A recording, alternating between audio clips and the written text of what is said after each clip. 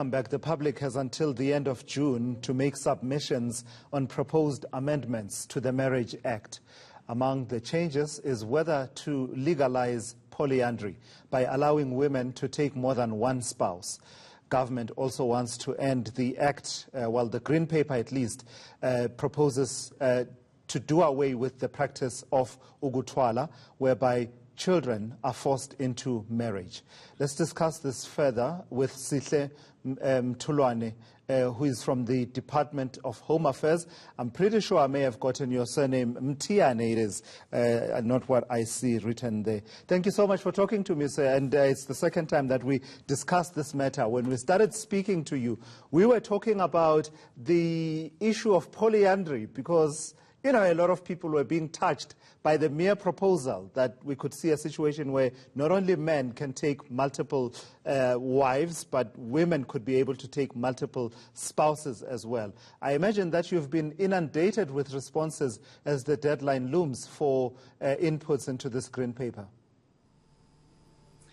Yeah, morning, Tulasizwe. Yeah, we meet again on this very important discussion that the nation is really engaged on the marriage policy. While we've been really engaging with the public in various platforms, we have hosted stakeholder workshops with all provinces where we've listened to comments from stakeholders in terms of what they want to see on the policy that will go to cabinet. And as we've been explaining before as a department, what we've put out on those 10 policy areas up until now, those are the issues that emanate from public, emanate from our engagement with various stakeholders.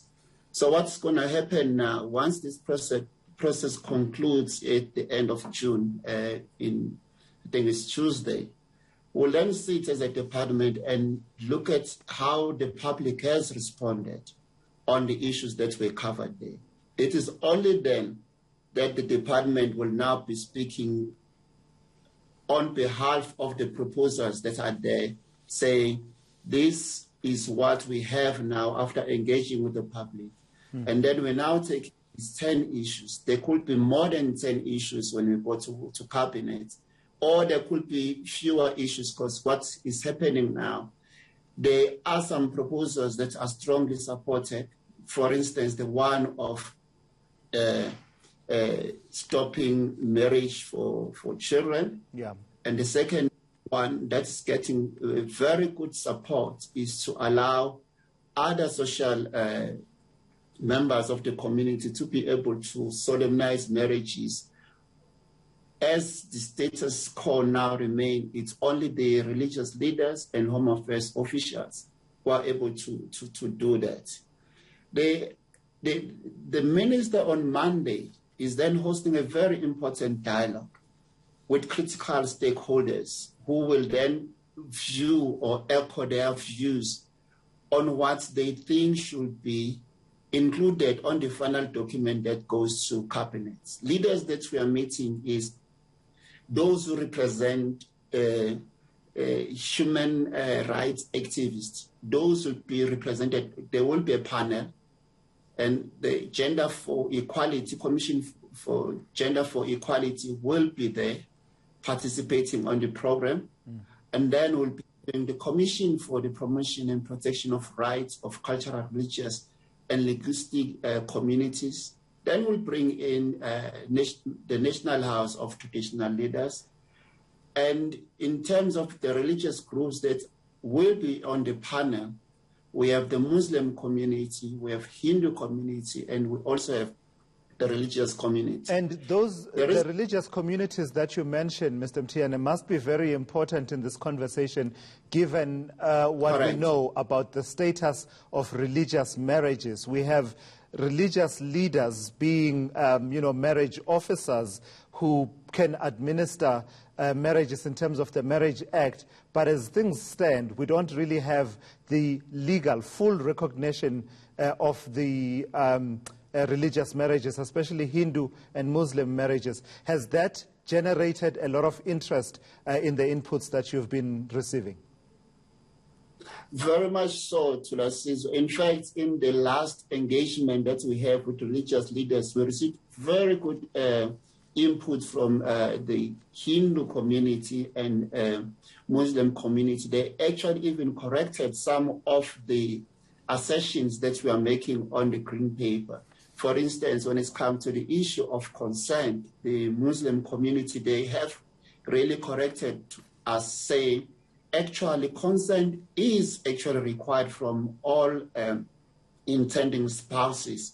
It's just that the process, they are religious rites, that when they perform religious marriages, the woman is not supposed to be there, but by the time they conduct the religious rite, or the consent has been received from all the intending spouses. Similar to the Hindu community, they've also been engaging with us, clarifying some issues that were not clear on the paper. And they are very excited about the fact that all religious marriages will now be regulated by law.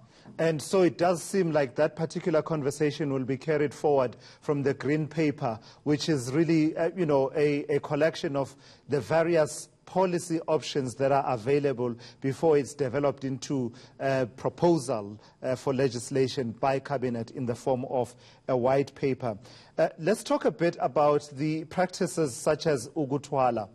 What's new that's being proposed in this Green Paper, given that, gender activists and other campaigners in society have long slammed this practice and basically called for a complete abolition thereof? What exactly are you proposing around these particular practices?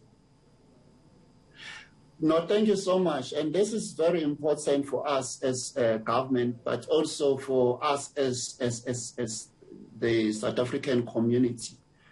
If you look at the Children's Act says the age of majority is 18 years, which means at that age, a child then is now a major who is able to take legally binding decisions.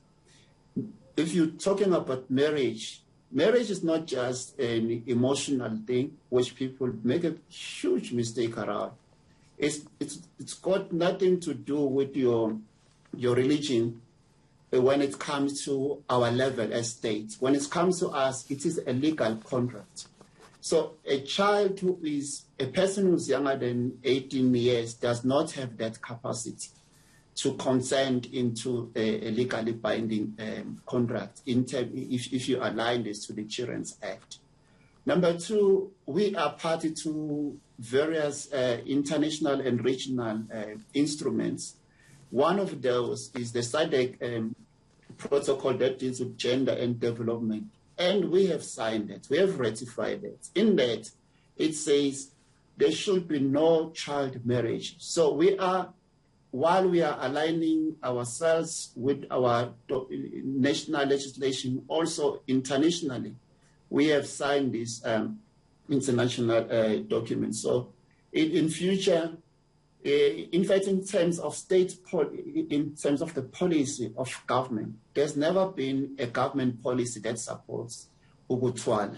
So what we're saying is, if a parent, and this is very important, and that is why we beyond having virtual meetings, once the situation becomes to normality, we will be going even to rural communities to send this message there.